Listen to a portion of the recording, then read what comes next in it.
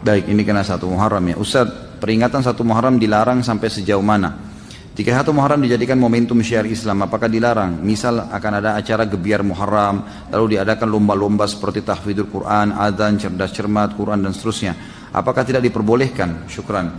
Allahu alam, saya bukan mengatakan pendapat saya pribadi ya, bukan masalah pendapat saya pribadi, tapi memang kita harus kembali kepada pendapat umumnya ulama. Ulama-ulama yang saya pernah belajar dari tangan mereka, mereka mengatakan tidak pernah ada dicontohkan oleh Nabi SAW, padahal Nabi adalah Nabi, utusan Allah SWT. Begitu pula dengan para sahabat merayakan tahun baru Islam, tidak pernah ada itu. Belum pernah mereka merayakan itu. Kalau kita mengemasnya, mengatakan ya kena alasan kaum muslimin adakan tahun baru Islam, kenapa? Karena orang Nasrani punya tahun baru Masehi kan? Makanya kita juga tarik-tarik, mencontohi kata Nabi SAW, man tasyabaha biqaumin fahuwa minhum. Siapa yang menyerupai satu kaum maka dia akan sama dengan mereka. Jadi kita karena merasa begitu, ada acara hari lahirnya Nabi Isa, kita juga buat acara lahirnya Nabi Muhammad SAW, ikut-ikuti mereka. Untuk apa? Untuk apa menambah-nambah nih? Kenapa kita harus merayakan 1 Muharram? Apa masalahnya? Apa urusannya gitu?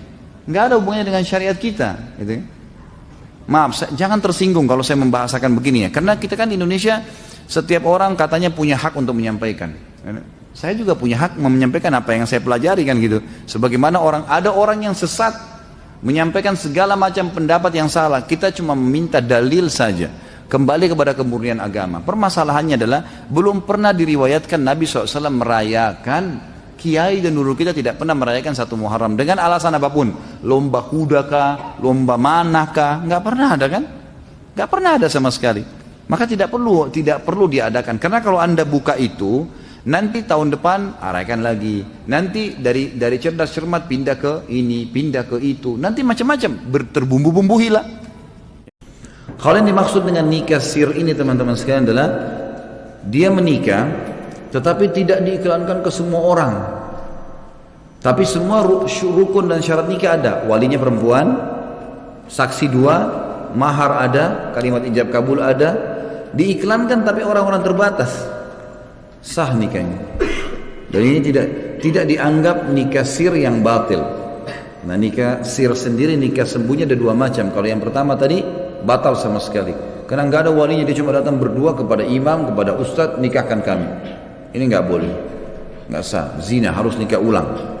Tapi kalau dia maksudkan adalah nikah sir tertutup, ini adalah nikah tidak semua orang yang tahu, cuman semua syarat-syarat nikah sah ada, wali, mahar, ijab kabul dan saksi, maka itu dianggap sah. Nikah sir yang dianggap itu Bapak Ibu sekalian adalah ibadah yang paling besar pahalanya. Karena jedah waktunya panjang, gitu kan? Jadi dari awal akad nikah sampai kita meninggal, bahkan kalau punya keturunan itu terus-menerus jadi amal jariah, ibadah terus tuh. Seorang suami selama berstatus suami dan dia menjalankan kewajibannya memberikan nafkah, menyiapkan tempat tinggal, selama istrinya tinggal di tempat itu walaupun kontrak, setiap hari pahalanya terus, makanan, minuman yang dimakan terus, panduan dinasehatin. Istri juga begitu, mengelola makanan, mengelola minuman, mencuci baju, membersihkan rumah, ini pahala terus nih. Anak lahir, perempuan yang hamil, kemudian dia seperti pahala jihad kalau hamil, melahirkan anak, diurus anaknya, disusuin, dididik, ini jadi amal jariah nih.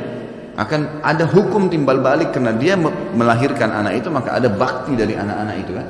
Terus berjalan nih. Jadi kata ulama, rumah tangga memang itu luar biasa. Sumber kemudian pahala yang sangat besar. Malu untuk meminta, ya. Dan ini ada hadis Nabi SAW yang berbunyi, malu itu baik dalam segala keadaannya. Sebagian ulama mengatakan malu dibolehkan atau bahkan sangat dianjurkan kecuali di 2 keadaan.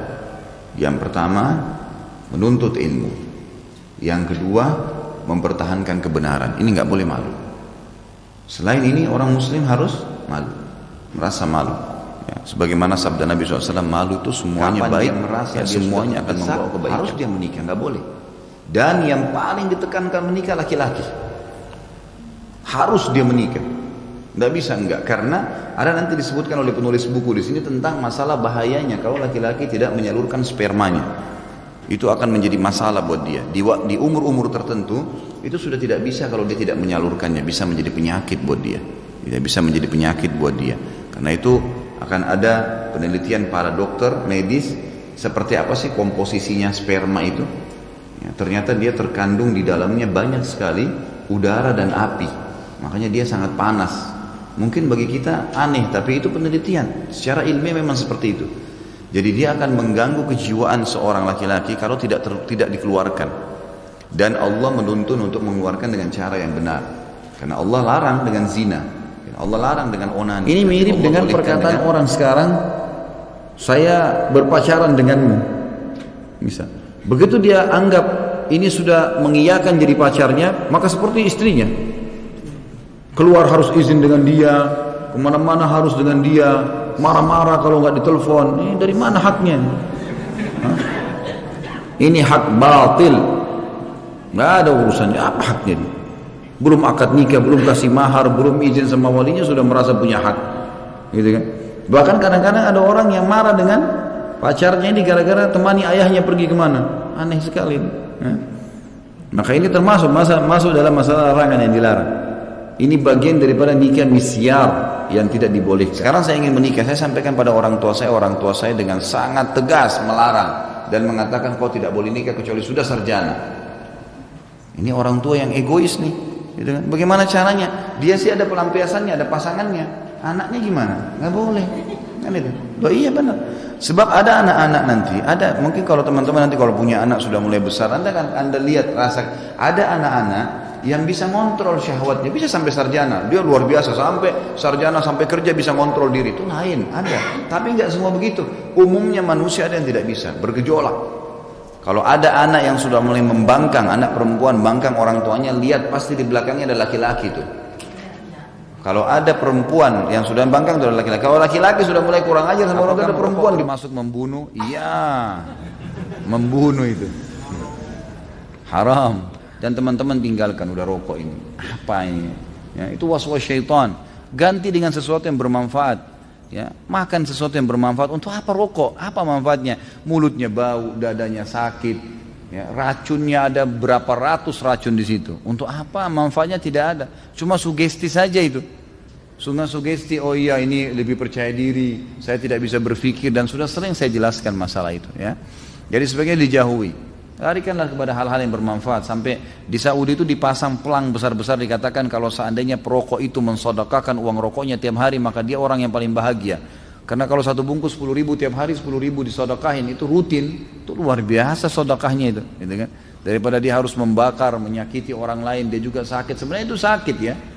Tepat dan tempatnya melampiaskan cinta, kasih sayang, kebutuhan biologis, bermesraan setelah nikah. Silahkan.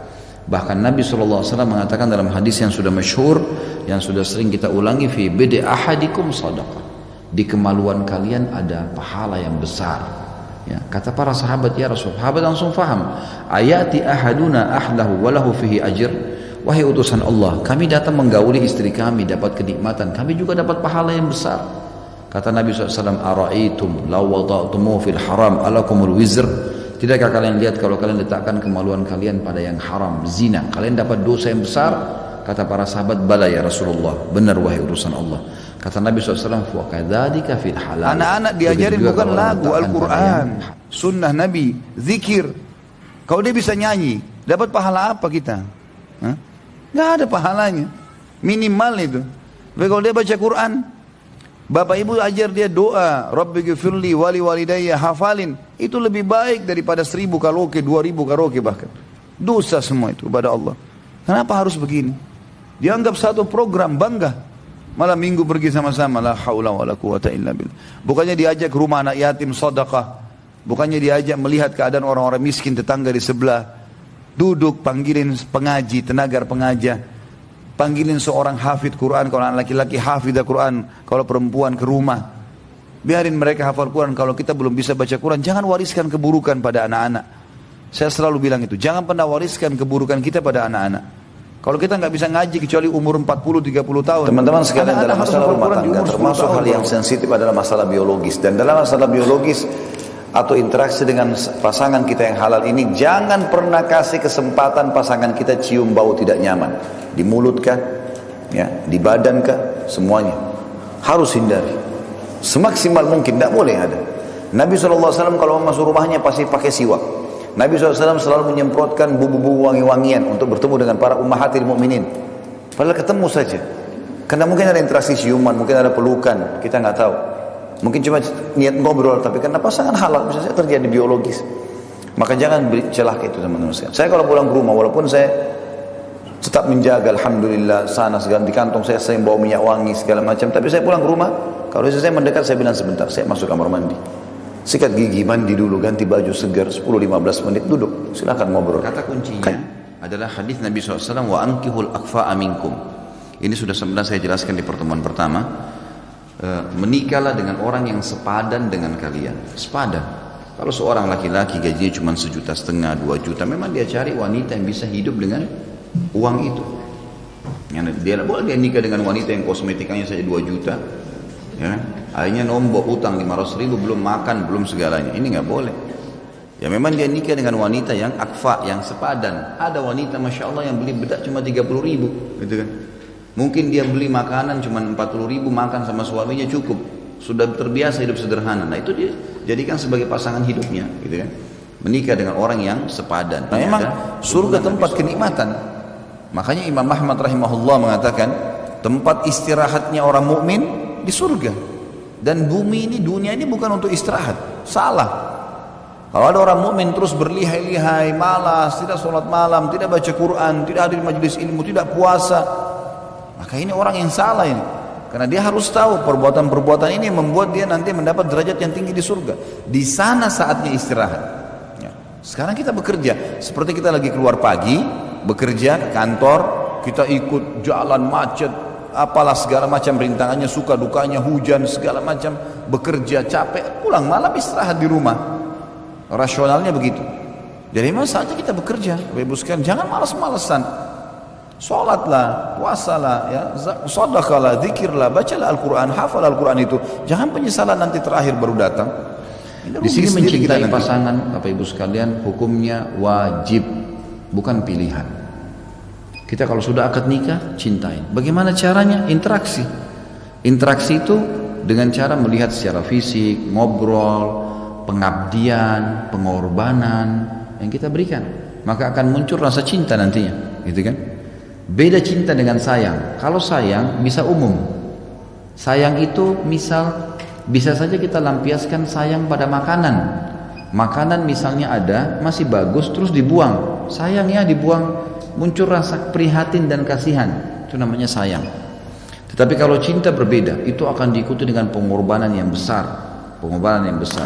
Yang keempat, dan ketahuilah sebaik-baik parfum adalah air. Maksudnya biasakan diri mandi. Kenapa ketawanya terlambat?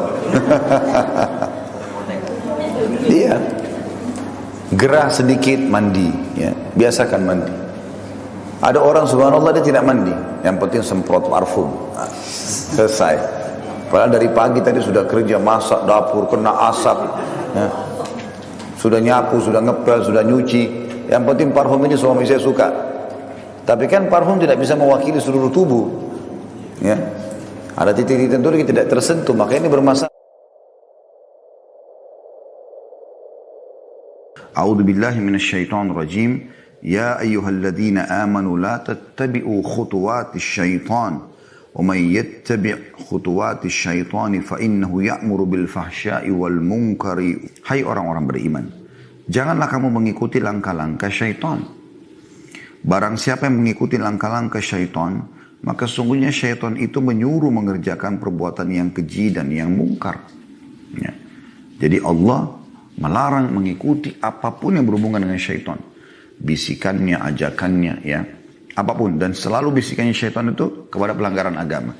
Kapan Anda mendapatkan bisikan untuk melakukan apa yang Allah larang? Pasti dari syaitan. Itu udah pasti. Ya. Disuruh berzina, disuruh berbohong, disuruh menipu, disuruh memukul, disuruh mencerca, disuruh memaki, disuruh memfitnah, semuanya syaitan. Ya, Allah bilang jangan ikuti langkah-langkahnya, jangan ikuti bisikannya.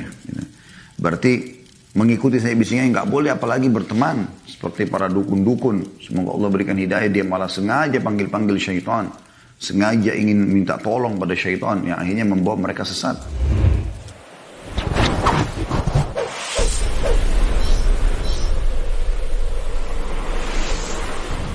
Amalan apa yang bisa menjadikan kita sukses, soleh, kaya?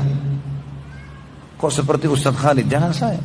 Patokannya Abu Bakar, Umar, sahabat-sahabat Nabi gitu.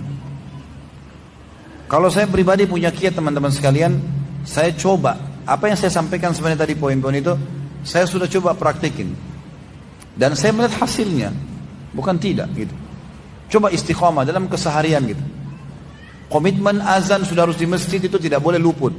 Dan di saf pertama harus semua sholat qabliyah ba'diyah udah nggak boleh luput, harus dikerjakan on time. Puasa sunnah, ya, sholat malam, apa saja ibadah-ibadah kerjakan dan harus dipaksakan. Paksakan komitmen jalan. Dan saya merasa memang semuanya dimudahkan oleh Allah SWT. Tidak ada sesuatu. Teman-teman maksimalkan waktu untuk beribadah. Ingat, teman-teman dai hanya bisa berbicara dan tugas untuk eksekusi adalah Anda. Jangan selalu menunda-nunda amal soleh sehingga sampai ajal datang kita tidak tahu teman-teman sekalian kapan ada peluang lagi untuk beramal soleh. Berubah menjadi lebih baik dan soleh adalah prestasi. Tetap dalam keterpurukan adalah kesalahan fatal. Oleh karena itu maksimal dalam ibadah dan harus kita sendiri yang berubah. Contoh misalnya ada orang menyembelih buat kuburan. Dia datang ke kuburan, dianggap ini kuburan syekh atau seorang kiai atau seorang wali Allah. Kemudian dia menyembelih di kuburan tersebut untuk si syekh itu. Ini tidak pernah Nabi SAW lakukan. Nabi SAW tidak pernah suruh sahabat mencari kuburan para nabi-nabi dan menunjukkan mereka lalu mengatakan sembelihlah di sana. Atau tidak pernah Nabi SAW menyuruh para sahabat datangi kuburannya para syuhada Badr yang jelas-jelas dijamin masuk surga, sembelih di kuburannya mereka. Atau Uhud yang sangat dekat, ada Hamzah radhiyallahu anhu. Tidak ada satu riwayat pun menjelaskan kepada kita kalau Nabi SAW pernah suruh mereka datang sembelih di kuburan syuhada Uhud misalnya. Dan begitu juga semua sahabat. Dan tidak pernah ada satupun riwayat dinukil kepada kita kalau pernah ada sahabat menyembelih di kuburan Nabi Muhammad SAW. Kalau itu tidak pernah, bagaimana dengan orang-orang yang datang sekarang? Apakah mereka lebih baik daripada Nabi dan para sahabat? Tentu tidak mungkin kan gitu. Jadi tidak ada. Perlu kita renungin, selama kita masih hidup di dunia dan kita punya peluang untuk meninggikan derajat kita, kenapa enggak? Kenapa tidak kita lakukan? Apa sih yang membuat tidak mau sholat duha, tidak mau sholat sunnah qobliyah, tidak mau sholat sunnah ba'diyah? Berapa lama dikerjakan? Dan itu kalau dinikmatin akan jadi nikmat itu. Sampai Nabi SAW mengatakan dalam hadis, innama ju'ila qurratu aini fis shalah. Allah telah menjadikan kenikmatan hidupku di sholat. Di atas skalanya sholat bagi dia sallallahu alaihi wasallam. Dan kita pengikutnya, harusnya kita mencontohi beliau.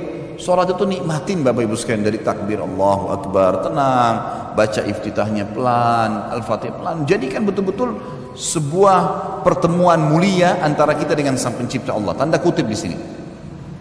Karena kita komunikasi dengan Allah Subhanahu wa taala dengan sholat gitu kan. Karena sholat itu memang doa. Ya, seseorang sedang menyampaikan, sedang komunikasi dengan Tuhan. Syaitan harus ditepis was-wasnya. Sebagaimana sabda Nabi SAW, ada seseorang di antara kalian digoda oleh syaitan pada saat dia mau sholat, lalu dia bermaksiat pada syaitan, dia nggak mau. Karena kemudian dia mau sedekah dan zakat, maka syaitan was-was, dia nolak, dia maksiat kepada syaitan. Dia mau haji, syaitan menggodanya, terus saja dia nolak. Dia mau jihad, dia tolak juga, was-was syaitan yang mengatakan istrimu akan dinikahi oleh laki-laki lain. Maka kata Nabi SAW, siapa yang melakukan itu niscaya dia. Hai orang-orang yang beriman, bertaubatlah kepada Allah dengan taubat yang semurni-murninya. Betul-betul ikhlas, tulus, mau menjadi orang yang baik. Dan sudah pernah saya bilang ibu-ibu sekalian, tidak ada ruginya orang menjadi orang baik. Karena agama menyuruh kita jadi baik memang. Jujur, amanah, tanggung jawab, bakti dengan orang tua, baik dengan tetangga, apalah. Baik dengan suami, baik dengan istri, baik dengan orang tua, baik dengan anak-anak. Allah, agama selalu menyuruh kepada kebaikan dan dijanjikan pahala yang besar. Allah suka, pahalanya besar. Dan semua orang yang patuh kepada Allah itu disukai oleh manusia. Fitrahnya Allah begitu. Sunnatullah, pasti disuka orang-orang yang baik. Kayak orang yang jujur, orang yang amanah, orang yang santun, orang yang bakti sama orang tua. Semua orang suka. Kalau orang tahu ini, oh ini baik nih, orangnya begini, orangnya begini. Jadi memang disukai sama Allah, dapat pahala yang besar, gitu kan? Dan juga oleh manusia. Riba ini bukan hanya sekedar sesuatu dosa yang seperti zina yang dasarnya besar misalnya. Tapi apa kata Nabi SAW dalam hadis yang sahih, riwayat Imam Ahmad, 1 dirham riba lebih berat daripada 36 kali berzina. Bayangkan kalau kita berzina, na'udzubillah, sekali. Sudah berat hukumannya. Sudah cukup Allah datangkan penyakit kelamin untuk dia sebenarnya. Sudah cukup Allah akan coba dengan bangkrutnya usahanya. Ribut dengan istrinya dan suaminya. Anaknya jadi sakit dan beragam macam cobaan akan datang. Bagaimana kalau seandainya 36 kali berzina? Padahal 1 dirham. 1.000 rupiah riba. Saya sudah pernah jelaskan masalah sholat duha kan gitu. 5 menit sholat 2 rakaat tuh. Di tubuh manusia ada 360 sendi. Yang tiap hari dia harus bersedekah untuk menjaga sendi-sendinya. Dan 2 rakaat sholat duha menutupi sedekah 360 sendi. Bayangkan kalau 1 sendi kita ini harganya 1 juta. Kalau patah misalnya sendinya, ini sendi terkecil di jari kita. Baik kalau seluruh sendi kita itu 1 juta ada 1, 360 juta per hari harus sedekah supaya sendinya bisa bagus. Dan kata Nabi apa? 2 rakaat sholat duha membantu itu, menghilangkan, menutupi sedekah 360 sendi. 5 menit. Kan sedikit. Dalam Islam tidak ada rasisme. Pahalanya besar. Gitu kan? Gak ada lagi, saya orang Arab, saya orang Melayu, ini negara saya, ini kota saya. Gak ada lagi. Nabi SAW mengatakan bagi setiap muslim, kalian semua dari Adam dan Adam dari tanah.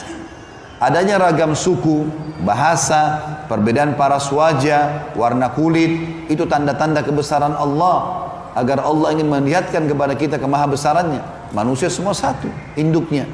Dan kata Nabi SAW, gak ada perbedaan dasar antara orang Arab dan orang Ajam selain orang Arab, itu kecuali dengan ketakwaan. Kadang-kadang dianggap menyembelih kambing dan teman-teman hewan ini itu untuk menolak bala tertentu, musibah tertentu. Seperti pernah saya berbicara dengan seorang pengusaha kayu di kota Makassar.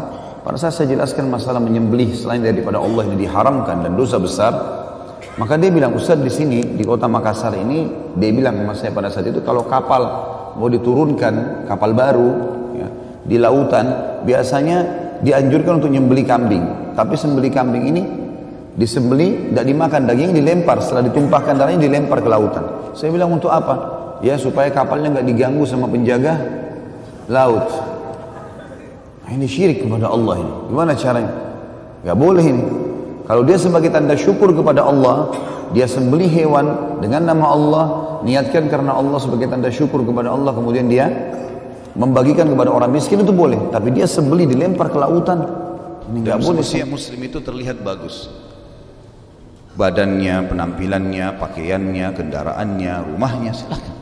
Bahkan kata Nabi SAW dalam sebuah hadis, puncak nikmat seorang hamba, puncak nikmat Allah pada seorang hamba bila dia memiliki badan yang sehat, rumah yang luas, dan tunggangan yang layak. Itu hadis sahih. Ya. Puncak nikmat Allah pada seorang hamba kalau dia memiliki badan yang sehat, rumah yang luas, tunggangan yang layak. Berarti ada motivasi untuk itu. Utsman bin Affan membeli surga dengan hartanya. Waktu perang Tabuk, beliau menyumbang dengan sekian banyak, sampai 1.000 ekor, 900 ekor kuda dan 100 ekor unta. Nyumbang lagi beli sumur, nyumbang lagi beli senjata-senjata, sampai kata Nabi SAW, tidak ada lagi yang bisa menghalangi Utsman masuk ke surga setelah apa yang dilakukan. Mencela sahabat ini berarti mencela Nabi SAW, dan mencela Nabi berarti mencela Allah. Ya, ini bahaya sekali. Ya. Saya yakin kalau teman-teman di sini berumah tangga dengan normal, dia memilih mertua, calon istri atau suami yang baik, saya yakin pasti dia tidak akan terima kalau mertuanya orang baik atau istrinya orang baik lalu kemudian dicaci maki. Saya yakin dia tidak akan terima itu. Bagaimana bisa seseorang mencaci maki istri Nabi, mertua Nabi gitu. Dan orang-orang sudah meninggal, sudah lewat waktunya. Untuk apa kita habisin waktu di situ ya. Tidak ada manfaat sama sekali. Menyiapkan musuh-musuh yang berat pada hari kiamat. Karena jangan sampai kita berpikir dosa itu hanya kalau saya zina, hanya kalau saya bohong. Enggak. Kita juga melakukan perbuatan-perbuatan yang Nabi tidak contohkan dalam ibadah, bisa syubhat. Syubhat ini sabda Nabi SAW sudah jelas. Yang halal jelas, yang haram jelas. Di antaranya ada hal yang samar-samar. Siapa yang menjerumuskan dirinya siapa yang menyelamatkan diri dari hal yang samar-samar, boleh atau enggak ya, dia telah menyelamatkan kesucian agamanya dan di jiwanya, dirinya dia. Dan siapa yang menjerumuskan dirinya pada yang syubhat, tidak jelas hukumnya, dia belum tahu atau dia tidak tahu atau mungkin memang tidak ada dalilnya, maka dia telah menjerumuskan dirinya pada yang haram. seperti pengembala domba yang membawa domba-dombanya di padang rumput yang luas, kemudian rumputnya lebih tinggi dari dombanya, dia tidak tahu domba mana. Makanya Allah SWT mengatakan dalam surah Al-Ikhlas, gitu kan? A'udzubillahi minasyaitonir rajim. Qul huwallahu ahad. Katakan Allah itu esa. Allah itu Tuhan pencipta langit dan bumi, esa. Tidak ada sama sekali sekutu bagi dia. Allahus samad. Allah yang segala sesuatu bergantung padanya. Lam yalid wa lam yulad, tidak diperanakan dan tidak beranak dan tidak diperanakan. Tidak ada keturunannya, tidak ada ayah ibunya gitu. Walam yakul lahu kufuwan ahad, dan Allah tidak butuh pada siapapun. Puncak keimanan Anda kalau Anda meyakini Allah ada dan Anda hanya bergantung kepadanya. Itu puncak keimanan. Qul inna solati. Oh, katakanlah hai Muhammad dan sampaikan pada pengikutmu, solatku, wa nusuki, sembelihanku, wa mahyaya, ya, dan kehidupanku, wa mamati, dan kematianku, lillahi rabbil alamin, untuk alam Tuhan alam semesta. Salah satu untuk Allah Tuhan alam yang semesta. bagus yang dimiliki adalah tanah. Emang orang memiliki tanah, dia beli tanah, dia beli rumah, dia fasilitasi, ya. Dan memang perniagaan ini dibukakan pintu rezeki. Sebagaimana sabda Nabi SAW, kalau orang beli, dia jual, beli lagi, itu perniagaan adalah berkah. Kata Nabi SAW, Allah membuka, ya, mayoritas rezeki itu, kalau kita mungkin persentasenya 90% rezeki di perniagaan, dan sisanya di hal-hal yang lain. Kebanyakan orang subhanallah merasa aman dengan menjadi pegawai. Maaf teman-teman, saya cuma bahasakan saja. Tetapi banyak orang meninggalkan perniagaan, padahal perniagaan pintunya rezekinya besar, gitu kan? Artinya boleh kita sambil kerja di kantor, di waktu lowong kita buka usaha. Usaha apa saja, mulai sesuatu. Jangan langsung begitu mau usaha tiba-tiba besar. Yang penting berusaha. Barang siapa yang mengajak pada suatu kesesatan, kemaksiatan, kesalahan, dia tunjukkan, ya. Kalau pula ada orang tanya di mana alamatnya diskotik ini, jangan jawab. Gak usah jawab. Walaupun kita tahu ada di ujung jalan, gak usah dijawab. Karena kalau kita jawab, oh saya gak ke diskotik, tapi itu di sana tuh, di pojok sebelah kiri. Lalu dia pergi diskotik 3 jam, kita duduk di rumah baca buku dapat dosa. Untuk apa? Kalaupun nasihatin dia, ya. Saya mau tanya diskotik ini di mana? Mas orang muslim ya? Tanya, siapa tahu dia muslim? Iya saya muslim. Sudah tahu gak? Itu gak boleh loh, diskotik haram gini-gini. Ya udah itu urusan saya, ya sudah, saya juga gak bisa tunjukin. Saya gak mau dapat dosa kalau saya tunjukin. Bahkan Abu Bakar tahu jadi penyebab hidayahnya. Siapa tahu? Dicaci maki oleh orang-orang Syiah dan dikafirkan ini adalah mertua Nabi, yang setiap Nabi kemana selalu mereka berdua ada bersamanya.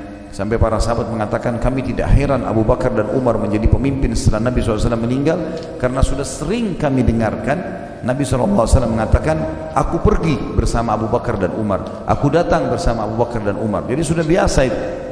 Maka sangat aneh kalau ada orang mencaci maki orang yang terdekat. Apakah ada ibadah khusus di bulan Muharram? Tentu ada, puasa 2 hari ya, Tasu'a dan Ashura, 9 dan 10 Muharram. Disunnahkan puasa.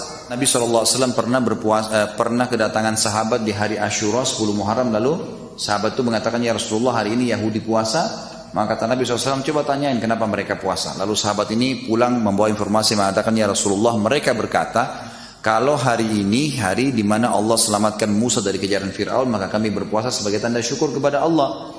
Maka kata Nabi SAW, kami lebih berhak terhadap Musa daripada mereka. Maka beliau menyuruh puasa.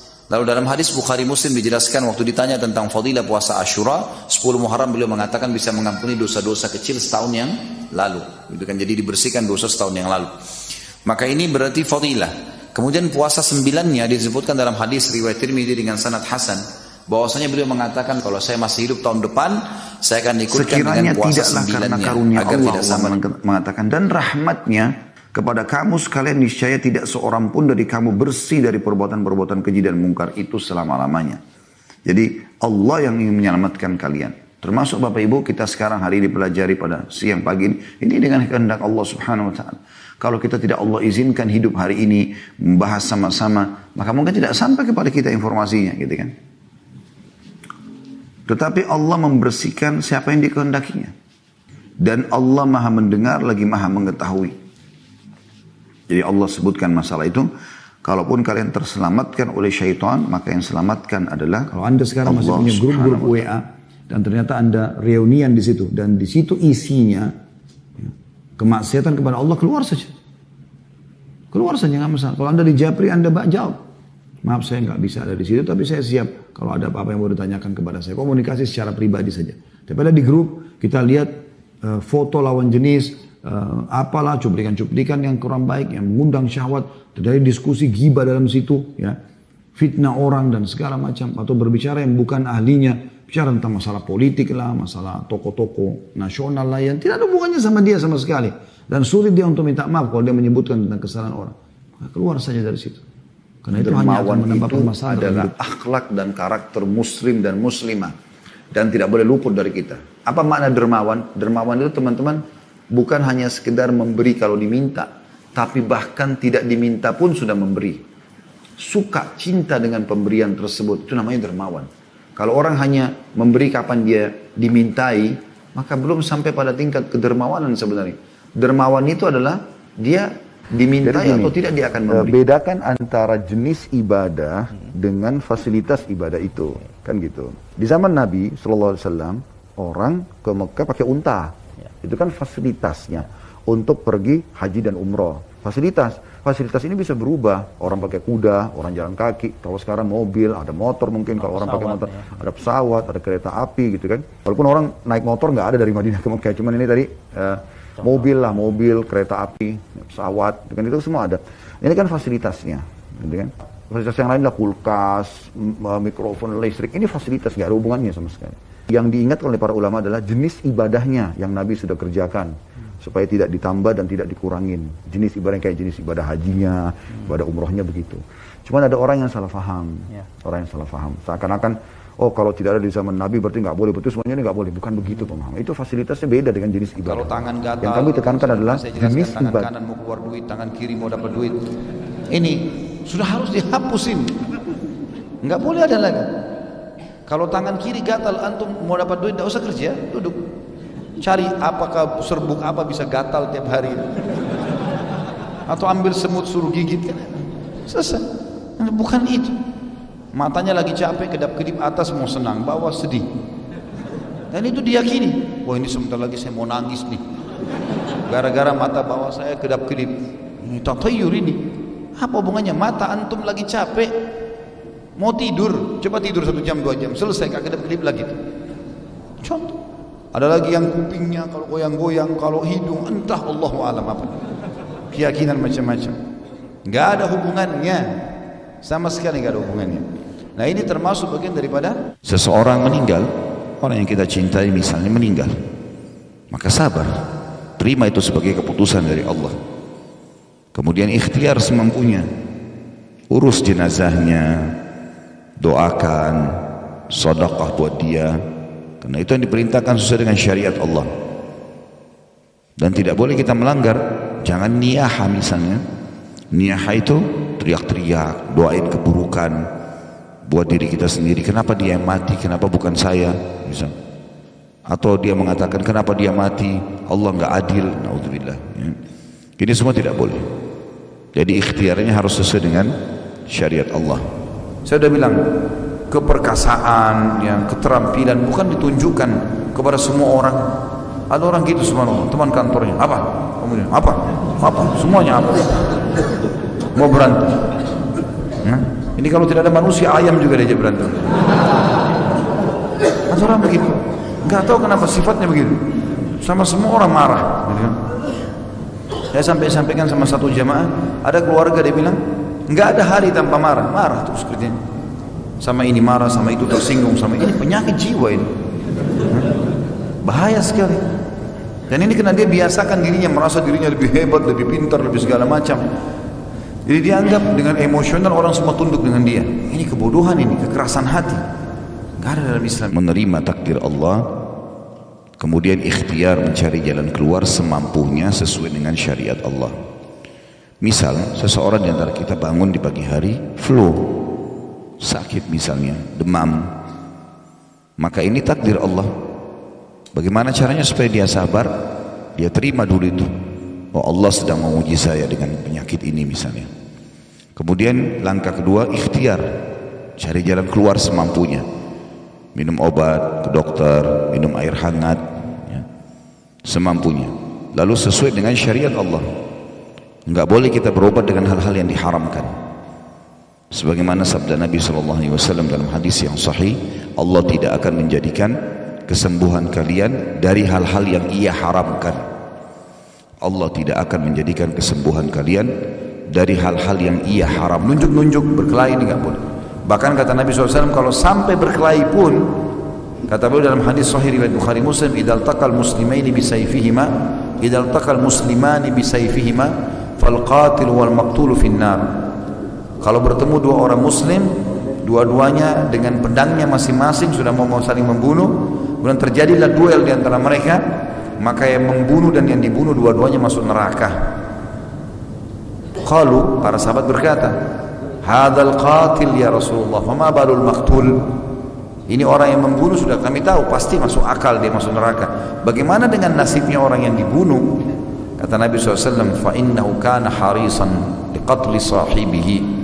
Karena dia sebenarnya kalau tidak terbunuh dia akan membunuh rivalnya. Sudah ada niat itu. Jadi enggak boleh itu. Ini pasti hanya orang beriman. Maka kalau Bapak Ibu mau, harus jadi orang mukmin dulu. Dan orang mukmin syaratnya sederhana. Mengerjakan kelima rukun Islam, mengimani keenam rukun iman. Salat iya, puasa iya, zakat iya, haji iya, diikuti dengan sunnah-sunnahnya. Sunnahnya salat wajib dan salat sunnah. Sunnahnya zakat ya sedekah, sunnahnya haji ya umrah. Sunnahnya puasa Ramadan ya puasa sunnah, gitu kan. Diikuti semua kelima rukun Islam itu dengan keenam rukun. Rupanya itu kaca yang ditaruh di dalam gelas, ditaruh di air, dibeli 5 juta harganya. 5 juta itu bisa berapa banyak Quran? Hah? Kalau Quran sekarang dibagi di masjid 50.000 satu, itu bisa 100 Quran. Dibagiin 100 yang baca, per hurufnya 10 pahala. Ditipu muslimin, ini bisa memberikan kekuatan. Kekuatan dari mana? Makan nasi jadi kuat. Makan daging, makan tempe, makan kaca, apa hubungannya? Tapi itu ternyata banyak dijual-jual. Saya lupa namanya, subhanallah, ada namanya gitu.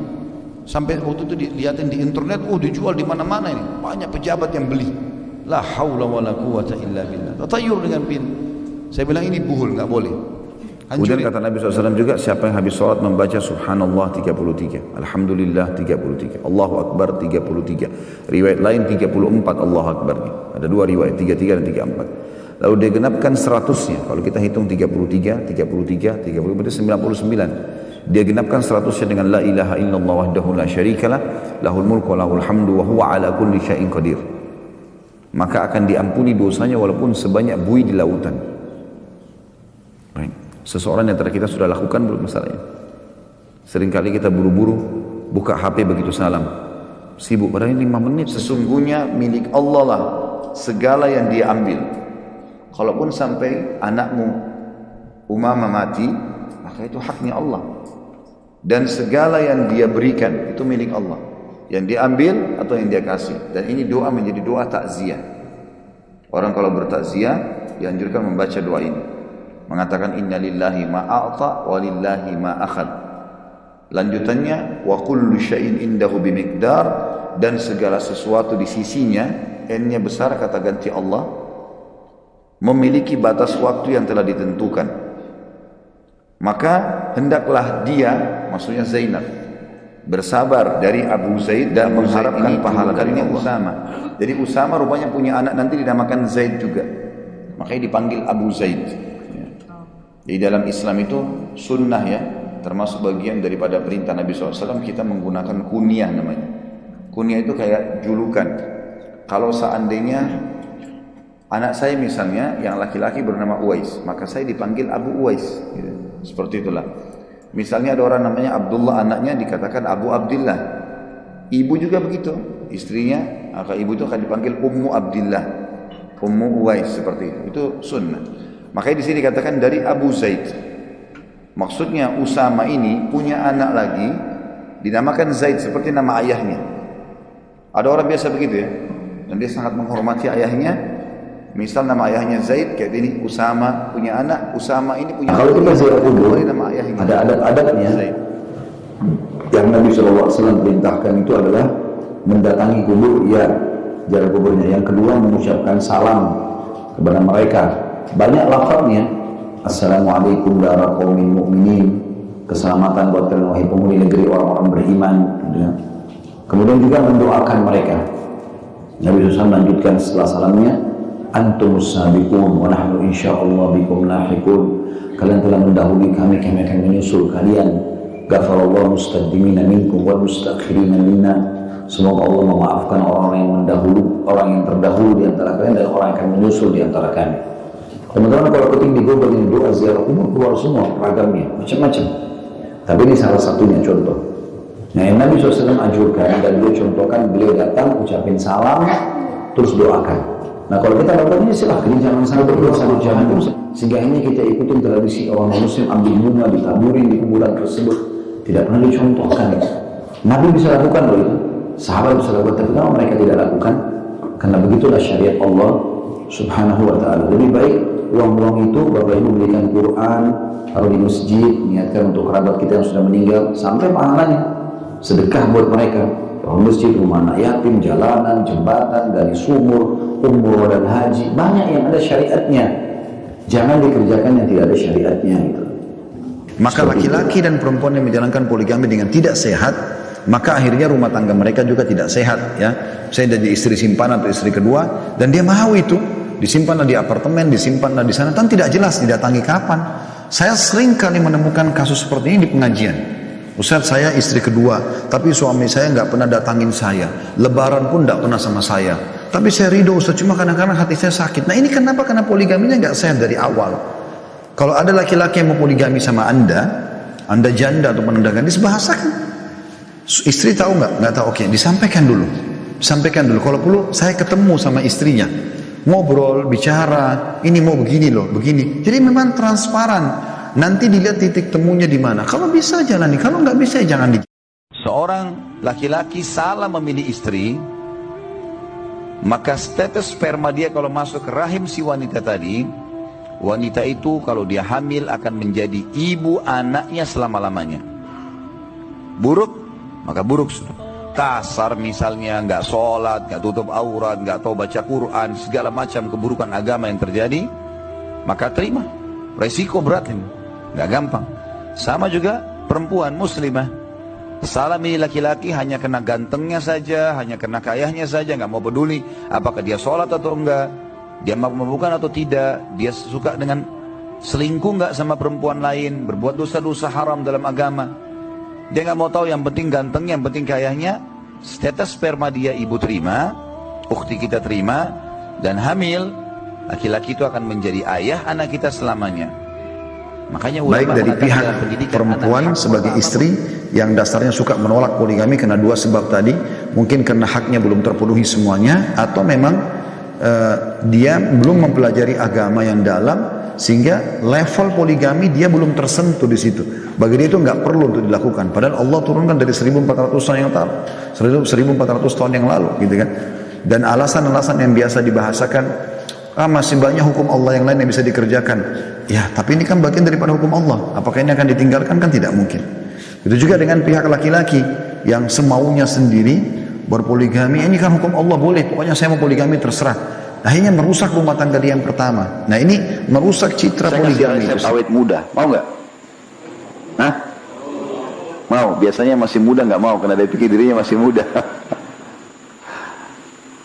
Jangan suka berkelahi ini. Kalau ada orang yang ajak antum untuk berkelahi, tinggalkan dia berkelahi sama tembok.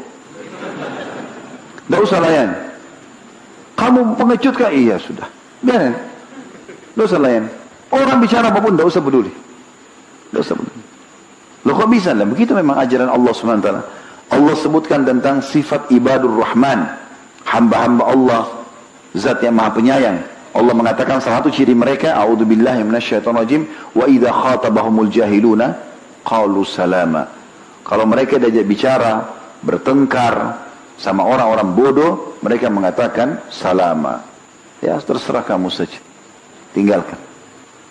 Bahkan Allah SWT mengatakan dalam surah At-Talaq, a'udzubillahi minasyaitonirrajim, askinuhunna min haitsu sakantum.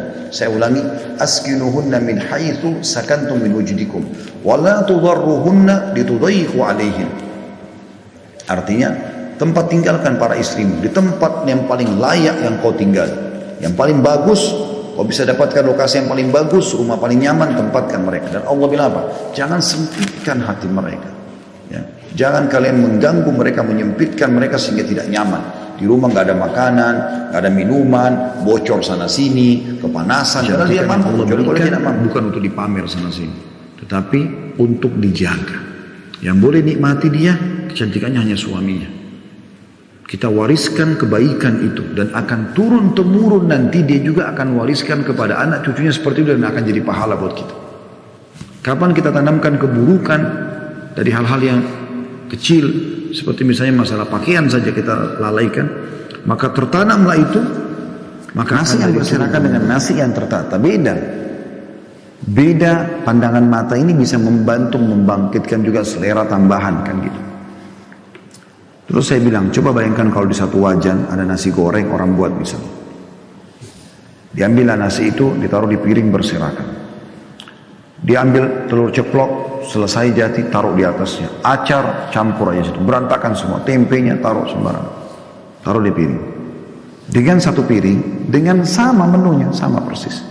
Cuma nasinya dicetak, telurnya ditata rapi, acarnya ditata rapi. Sama loh ini, mana yang lebih menggugah?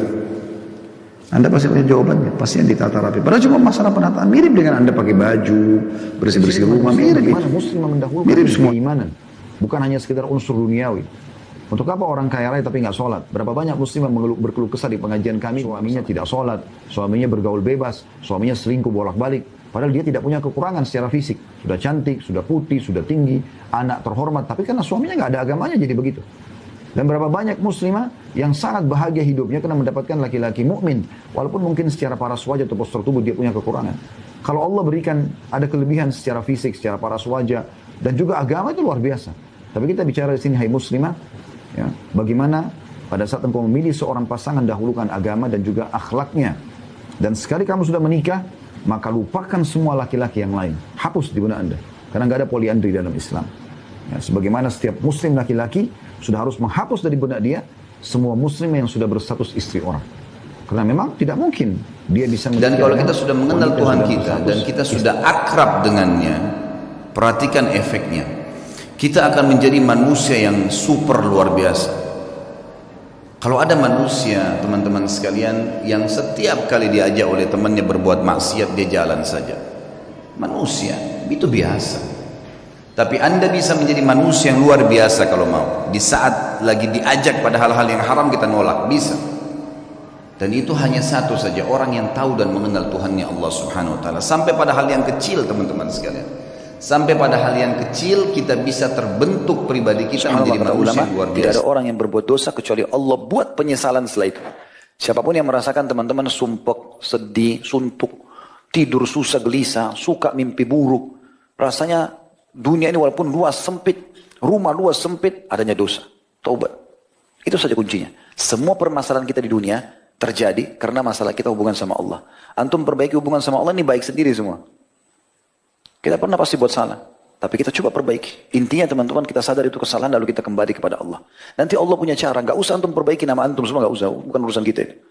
Kita muhasabah, istighfar kepada Allah. Kalau itu haknya Allah, taubat. Kalau itu haknya manusia, kita ada ambil barang orang atau segala macam, taubat kepada Allah, kembalikan hak itu, bersih kembali. Allah punya cara dengan itu. Ya, itu yang dimaksud dengan hadits Nabi SAW. At-taubatu jubbu ma qablah. Taubat akan membersihkan dan menghapuskan semua yang masa lalu. Artinya semua sampai bekas-bekas Orang ibu di pengajian bilang sama saya, Ustaz, kan tadi bicara masalah layani suami nih. Saya kadang-kadang kalau malam, tengah malam, lagi ngantuk, suami saya tiba-tiba minta makan. Tapi lagi ngantuk, saya bilang ambil aja sendiri deh, gitu kan. Saya nggak layani. Apakah saya berdosa? Maka jawaban saya, tergantung suami Anda ridho atau tidak. Kalau dia ridho, ya nggak apa-apa, dia istri saya memang lagi ngantuk, kemudian dia. Tapi kalau dia tidak ridho, bisa Anda berdosa. Saya balik bertanya, kenapa? Apa susahnya ibu kalau berdiri mengambilkan makanan? Kan bisa saja mengambil makanan dengan mencari ridho Allah Subhanahu wa Ta'ala. Mungkin berat iya, tapi Allah Subhanahu wa Ta'ala memerintahkan untuk melayani dia. Memang perintah Allah. Mirip dengan kalau ayah Anda, posisikan sekarang ayah Anda di situ. Anda sedang merawat ayah, kemudian ayah bilang, "Nak, tolong nak, ayah lagi lapar, ambilin." Anda ambilin nggak makanan? Kalau malam-malam walaupun ngantuk. Kalau Anda anak yang bakti, pasti Anda akan mengambilkan kan begitu. Nah begitu Tapi juga kalau dengan dikatakan Razzaq berarti dia menyiapkan semuanya dan continue terus, tidak pernah berhenti. Pohon ini habis buahnya, musim lagi buah lagi gitu. Hujan selesai orang butuhan turun lagi hujan. Kita tidur selesai, tubuh kita tidur semua, bangun mata tetap berfungsi lagi kembali, tangan berfungsi, kaki terus berfungsi. Jadi Razzaq itu kata ulama tafsir adalah zat yang luar biasa sempurnanya, menciptakan, memfungsikan dan mempertahankan. Terus begitu fasilitas. Jadi itu makna Razzaq bukan hal yang ringan tapi hal yang luar biasa bobotnya, gitu kan? Maka Allah mengatakan innallaha huwar razzaq Dzul quwwatil matin, ditambah lagi dan dia adalah sekuat-kuat tempat untuk bersandar dan bergantung. Ya, maksudnya di sini boleh seorang muslim teman-teman menyampaikan berita gembira kepada saudaranya muslim. Masalah kelahiran, masalah lulusnya ujian, masalah apalah ya, segala macam hal yang menggembirakan. Sebagaimana 3 orang sahabat diantaranya Ka'ab bin Malik radhiyallahu anhu pada saat Allah turunkan surah At-Taubah menerima taubat mereka, maka para sahabat berlomba-lomba untuk datang menyampaikan berita gembira kepada Ka'ab bin Malik radhiyallahu anhu atas Allah turunkan ayat menerima taubat mereka. Artinya pasti rumah tangganya kacau setelah itu. Kalau orang soleh dan soleh yang ditolak, ini berarti sudah kacau semuanya, gitu kan? Enggak boleh. Satu-satunya cara kita bisa menolak kalau ada orang soleh atau orang soleh, kalau ada orang yang lebih baik dari dia. Memang kita punya pertimbangan, si A sama si B ini ternyata A soleh, B soleh, tapi kita pertimbangkan dari salah satunya, itu nggak ada masalah. Itu boleh saja. Orang yang sama dengan dia atau malah orang lebih baik dari dia. Misal si A memang agamanya bagus tapi kurang ekonominya. Si B baik agamanya, ekonominya bagus. Kita pilih si B, itu wajar saja. Itu tidak ada masalah. Tapi kalau dipertemukan antara satu orang soleh atau solehah dengan orang yang buruk agamanya, maka ini tidak bisa. Ini nggak bisa.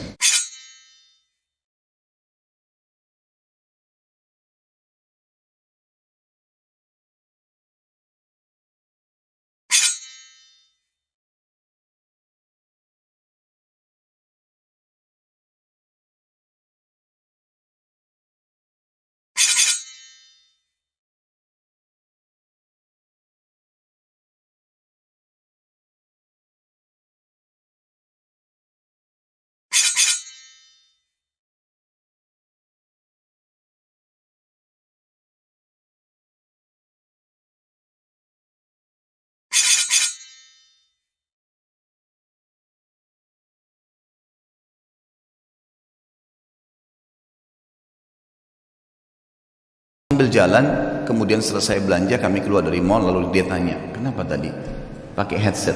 Saya bilang, bukan tadi kamu dengar musik di sana sini? Dia bilang iya, tapi kan bukan kita yang putar. Saya bilang iya. Ingat, dosa itu seperti segelas racun. Kamu tahu atau tidak tahu itu racun, tetap akan berefek. Saya tidak mau nodai iman saya. Betul-betul memang saya rasakan sendiri selama ini, subhanallah, kalau saya jalan ke mall dan dengar musik pun, begitu pulang berbeda ibadahnya. Ada gangguan di ibadah sholat malam, ada gangguan di bacaan Al-Quran, ada gangguan di ibadah-ibadah yang lain. Dan itu nyata memang, subhanallah.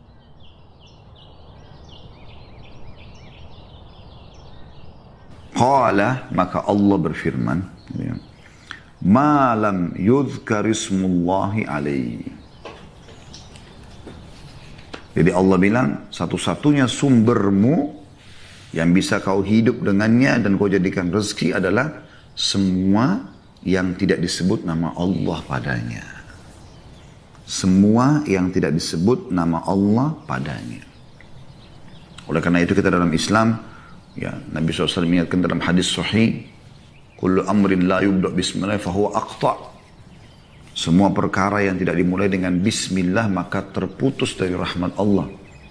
Kenapa? Karena akan ada partisipasi syaitan di situ. Makan, minum, berpakaian, berinteraksi, apa saja.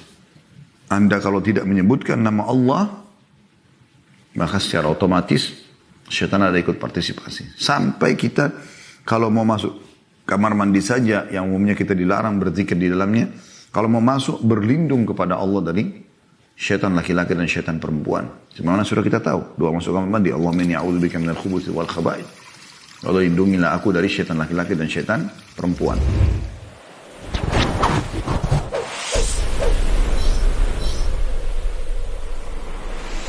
bahwasanya hanya Allah pemberi rezeki, tidak ada selain Allah. Jangan pernah yakini ada yang memberikan rezeki kecuali Allah. Allah Azza wa Jalla. Tangan kita saja tiba-tiba bangun, la qaddarallah stroke, maka yang menciptakan tangan Allah, yang ciptakan stroke-nya Allah, yang mematikan fungsinya sehingga tidak bisa berfungsi adalah Allah, yang bisa memfungsikan kembali hanya Allah. Gak ada yang lain. Maka keliru orang kalau menggantungkan nasib hanya dengan dokter, hanya dengan makhluk. Semua itu makhluk seperti kita, cuman beda jenis saja. Maka jangan pernah menggantungkan, apalagi ada orang dengan kejahilian yang luar biasa, bergantung pada batu, dianggap keramat, keris lah, orang matilah. Bahkan ada di India orang yang menyembah sapi, ada yang menyembah kemaluan perempuan. Na'udzubillah, gitu. Kejahilan yang luar biasa. Demikian pula tidak boleh dikalahkan oleh orang yang hafal nyanyian, tapi hatinya tidak hafal satupun ayat dari kitabullah, atau satu hadis pun dari hadis-hadis Rasulullah SAW. Artinya banyak orang memilih penyanyi, tapi dia tidak memilih orang yang hafal Al-Quran. Ini salah sekali, fatal sekali salahnya. Mau diapain nyanyian itu? Kalau kena kita suka dengar, ibu-ibu mungkin akhwat suka dengar nyanyian suaranya, kenapa kita nggak dengar, suka mendengar orang tartilkan Quran di telinga kita? Bisa dibayangkan kalau suami itu menyanyi atau suami itu membaca Al-Quran, pastilah beda. Maksudnya di sini boleh seorang muslim teman-teman menyampaikan berita gembira kepada saudaranya muslim. Masalah kelahiran, masalah lulusnya ujian, masalah apalah ya, segala macam hal yang menggembirakan. Sebagaimana 3 orang sahabat diantaranya Ka'ab bin Malik radhiyallahu anhu, pada saat Allah turunkan surah At-Taubah menerima taubat mereka, maka para sahabat berlumba-lumba untuk datang menyampaikan berita gembira kepada Ka'ab bin Malik radhiyallahu anhu atas Allah turunkan ayat menerima taubat mereka. Salat istikharah teman-teman sekalian dikerjakan di luar waktu-waktu yang dilarang. Waktu dilarang adalah habis subuh sampai terbit matahari, habis asar sampai terbenam matahari. Selain ini antum boleh kerjakan. Di sholat malam kah, di habis duhur kah, habis sholat duha kah, boleh dikerjakan. Minimal rakaat 2, minimal rakaatnya 2. Tapi boleh sampai 4 rakaat. Atau orang itu punya kelebihan fisik, gagah atau cantik, nggak layak kalau orang itu jahat, percuma. Berapa banyak wanita muslim yang menikah karena laki-laki itu gagah tapi tidak beragama. Akhirnya tiap bulan ya melapor ke ibunya, melapor ke ayahnya, mukanya memar, ditampar, ditendang dan ini semua adalah akibat hanya mendahulukan fisik. Begitu pula dengan laki-laki. Sakit hati karena istrinya tetap berhubungan dengan laki-laki, selingkuh pada saat sudah menikah karena hanya fisik. Tidak ada agama di sini. Kehidupan ketentraman apa yang didapatkan? Tidak ada sama sekali. Makanya agama yang didahulukan, agama yang adalah menunjuk Abu Bakar dan Umar di depan para sahabat, dan ini dinukil oleh Abdullah bin Khantab radhiyallahu anhu, dan ini disebutkan diriwayatkan oleh Imam Tirmidzi dalam kitab Manaqib dan disahihkan oleh Syekh Albani. Kata Nabi SAW, hadzani sam' wal basar. 2 orang ini Abu Bakar dan Umar adalah perumpamaan penglihatan dan pendengaran bagi umat. Artinya posisi mereka luar biasa. Kita tahu mata dan pendengaran ini dua-duanya posisinya sangat berpengaruh dalam kehidupan kita. Orang biar lumpuh kalau matanya masih bisa melihat, telinganya masih bisa mendengar, itu sebuah fadilah. Ya, dibandingkan kalau dia buta walaupun semua tangannya utuh, kakinya utuh, tetap sulit, nggak bisa melihat. Atau dia tuli, nggak bisa mendengar, nggak tahu apa yang dijadikan target. Beda. Mata dan pendengaran punya posisi dalam tubuh kita. Maka Nabi SAW menunjuk Abu Bakar Umar sambil berkata, ini keduanya adalah perumpamaan penglihatan dan pendengaran bagi yang memiliki umat. pekerjaan itu sunnah, bukan kewajiban. Ibu sudah diberikan keamanan oleh Allah. Sebelum nikah, ayahnya ibu wajib menafkahi. Setelah nikah, suami wajib menafkahi. Ibu pikir apa lagi? Pekerjaan itu hanya tambahan saja. Kalau sampai terbengkalai anak, nggak disusuin gara-gara bekerja, ya, atau terbengkalai hak suami karena bekerja, ini haram hukumnya, nggak boleh. Tapi kalau bisa tidak terbengkalai kewajiban itu, misal ada ibu sudah terlanjur terikat bisnis dengan satu instansi misalnya, suaminya juga tidak masalah dan tempatnya bukan tempat haram, lalu dia bisa memerah ASI-nya ditaruh misalnya di tempat steril, mungkin ada di freezer nanti baru dipanasin segala macam, mungkin dia bisa lakukan, insya Allah nggak ada masalah. Ya, karena perempuan dalam Islam boleh bekerja, bukan tidak boleh. Tetapi jangan sampai membengkalikan kewajiban. Kalau sampai anaknya terbengkalai gara-gara itu, suaminya terbengkalai, maka bisa perempuan itu makin mudah disentuh, ya, makin mudah untuk dicium, makin mudah untuk diajak jalan, itu makin tidak punya nilai di mata suaminya nanti. Di mata laki-laki tidak dianggap punya nilai. Tapi kalau perempuan itu punya kehormatan, enggak mau sama saya nikah, tidak mau ya enggak usah. Setelah nikah silakan pacaran, bebas. Mau jalan, mau keluar, mau ciuman, mau hubungan badan, silakan, malah berpahala. Sekarang tidak bisa. Tidak ada wanita begitu kecuali pasti akan dihormatin oleh suaminya, dihormatin oleh laki-laki. Tapi kalau yang selalu murah saja, maka itu pasti akan subhanallah dianggap tidak baik, gitu. Dianggap tidak baik. Banyak orang subhanallah dia membuka pintu dosa. Seorang wanita sudah bersuami lalu dia selingkuh. Lalu dia cerai sama suaminya, dia nikah sama pacarnya itu. Apa yang terjadi? Selalu kehinaan yang terjadi. Dihina oleh suami yang keduanya, kamu juga dulu selingkuh, kamu juga begini, kamu dilempar semua. Jawaban itu bisa 3 hal. Yang pertama bisa mimpi. Yang paling sering seseorang diberikan mimpi oleh Allah. Mimpi ini berhubungan dengan apa yang kita mau kerjakan atau orang yang sedang akan kita interaksi dengannya atau tujuan yang sedang kita jadikan sebagai sasaran. Misal saya mau umroh atau saya silaturahim ke orang tua saya. Yang mana saya dahulukan, lalu uang itu saya pakai untuk orang tua. Dua-duanya bagus nih. Lalu kita istikharah. Malam hari setelah istikharah kita mimpi ketemu dengan orang tua. Sudah ada isyarat belum? Sudah ada. Artinya datangnya orang tuamu, jangan umroh. Kan gitu. Mimpi ketemu orang tua berarti sudah jelas. Atau kita mimpi menggunakan kain ihram atau melihat Ka'bah, berarti umroh terlebih dahulu, petunjuk dari Allah. Karena petunjuk dari Allah dalam mimpi datang dalam bentuk sinyal, sepintas. Umar bin Khattab pernah berkata, ini sebagian ahli hadis mengatakan pada saat di atas mimbar, ada yang lain mengatakan pada saat di majlisnya. Dia berkata, man qalla haya'uhu qalla wara'uhu, wa man qalla wara'uhu mata qalbuhu. Ini disebutkan di dalam kitab Makarimul Akhlaq punyanya Ibnu Abi Dunya, dengan sanad yang sahih. Dikatakan siapa yang sedikit rasa malunya, kata Umar, sedikit pula kebersihan hatinya. Dan siapa yang sedikit kebersihan hatinya, niscaya hatinya akan mati. Niscaya hatinya akan mati. Jadi bagaimana Umar bin Khattab selalu menjaga hatinya dalam keimanan supaya memang terjaga dengan amal soleh, jadi tidak rusak.